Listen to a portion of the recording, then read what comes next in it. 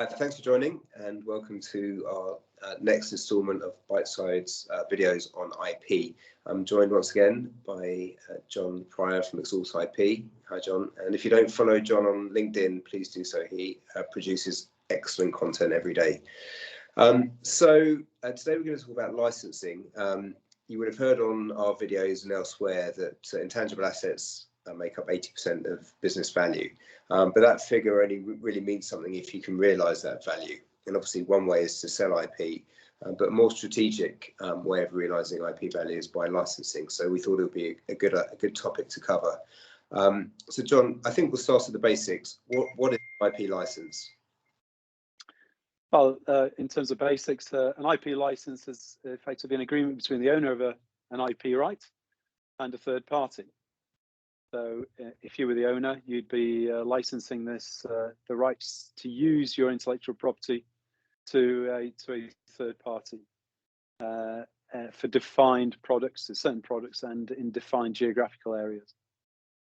Okay, so it's a means of do you transfer ownership, or what's the mechanism that underpins the license? It's not exactly a transfer, but you're providing a license of right to use. So you're retaining the ownership, and somebody else has a right to utilize that trademark, that brand, that patent, or whatever intellectual property right it is, usually in a certain defined area for a certain time for defined products, and in certain geographies or countries. Okay, so in what circumstances would a company look to license its IP? Well, I think if you're developing a new business and you want to internationalize, one route to internationalization is franchising, and so essentially you would be providing the franchisees with a license to use your brand, your processes, your methodologies, your trade secrets, etc. If it were a restaurant, for example.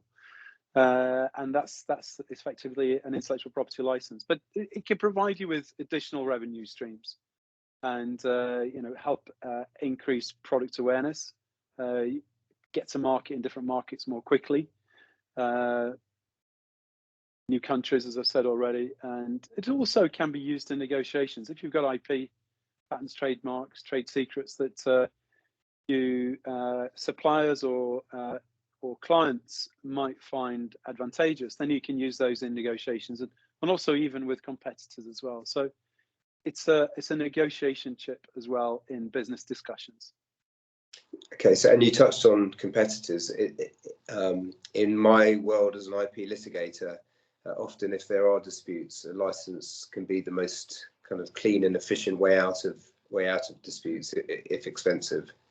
But generally less than it costs to litigate.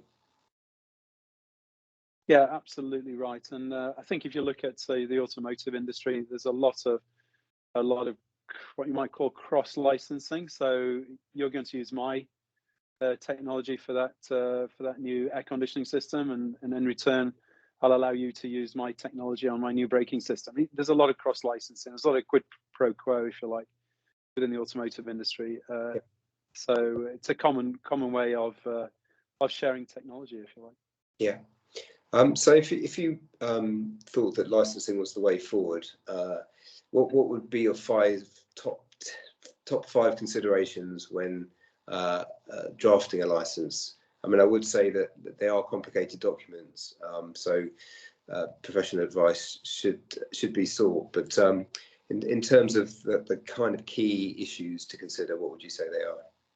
Yeah, and I think you've raised a really good point. There's lots of considerations with regards to licensing, and there are potential hiccups. So it's really important, particularly if you're a medium-sized company, to make sure that the rest of the business understands what you are intending to do, and that there's no conflicts within the business. So somebody else hasn't agreed something with somebody else, that's going to conflict with you licensing out that intellectual property.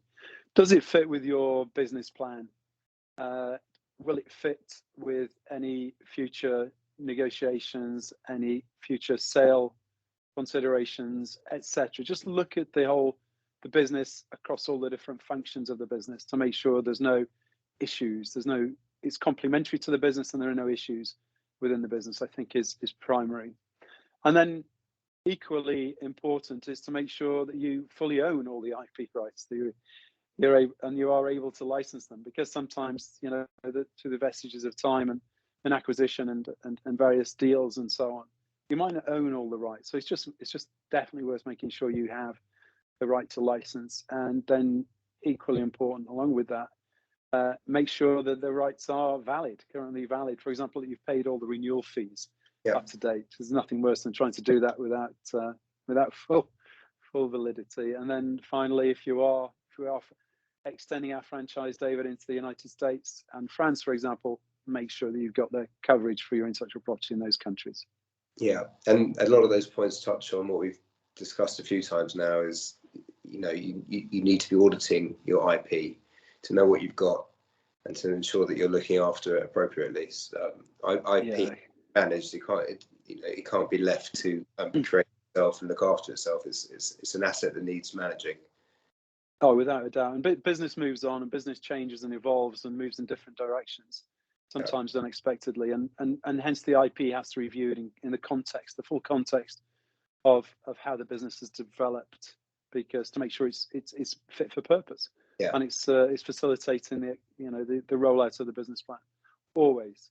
And I think you and I both know that's not, in our opinions, that's not sufficiently actively covered usually. Agreed. Okay, so we've got a scenario where a company has IP rights. It's looking to generate more revenue through licensing. It's considered the points you just mentioned, and it's in a position to license. Can you give us a couple of pointers in terms of what the license should include? Yes, and as I say, this probably isn't exclusive, and every situation is going to be different. So, but these are just general pointers. So, the license agreement clearly has to cover the specific rights to be covered. So, if you're extending your food franchise to the United States, then clearly the brand is probably one of the most important things. Yeah. So, making sure that it covers the brand and arguably domain names and so on, and then likewise connected to that brand, that you've got some brand guidelines as to how that can or cannot be used. You know, how you don't want your brand associated with certain activities is equally important to the brand equity. Secondarily, whether you want it to be an exclusive license, whether it's just that one franchisee in America, or whether it's a non-exclusive, which means, of course, you can take on several franchisees across different states, for example. So specific rights, exclusivity or otherwise, and then the right to sub-license. Should I become one of your franchisees, do I have the right to open up another branch of our restaurant in the next town, but take charge of that and sub-license that to somebody else? Probably not, because that might get messy. So, you know, just making sure you are clear on what those terms, how those terms will apply.